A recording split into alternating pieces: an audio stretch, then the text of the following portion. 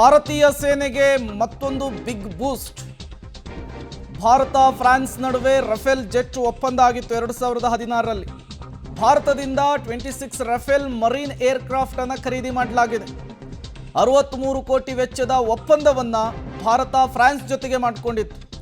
22 single seat, 4 2 ಸೀಟ್ನ aircraft ಇದು. ಈ ಮೂಲಕ ಭಾರತೀಯ ಸೇನೆ ಮತ್ತಷ್ಟು ಬಲಿಷ್ಠವಾಗ್ತಾ ಇದೆ. ರಫೇಲ್ ಯುದ್ಧ ವಿಮಾನ ಫ್ರಾನ್ಸ್ ಜೊತೆಗೆ ಮಾಡಿಕೊಂಡಂತಹ ಅತಿ ದೊಡ್ಡ ಒಪ್ಪಂದ. 2016ರಲ್ಲಿ ಒಪ್ಪಂದವನ್ನು ಮಾಡಿಕೊಳ್ಳಲಾಗಿತ್ತು.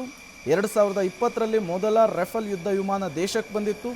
30ಕ್ಕೂ ಹೆಚ್ಚು ರಫೇಲ್ ಯುದ್ಧ ವಿಮಾನಗಳನ್ನು ಫ್ರಾನ್ಸ್ನಿಂದ ಈಗಾಗಲೇ ಭಾರತಕ್ಕೆ ತರಿಸಿಕೊಳ್ಳಲಾಗಿದೆ. ಈಗ ಮತ್ತೊಂದು ಜೆಟ್ ಬಂದಿರುವಂಥದ್ದು ಸಹಜವಾಗಿಯೇ ಇದು ಭಾರತದ ರಕ್ಷಣಾ ಶಕ್ತಿಯನ್ನು ಮತ್ತಷ್ಟು ಬಲಿಷ್ಠಗೊಳಿಸಿದೆ. ರಫೇಲ್ 4.5 ತಲೆಮಾರಿನ ಯುದ್ಧ ವಿಮಾನವಾಗಿರುವಂಥದ್ದು.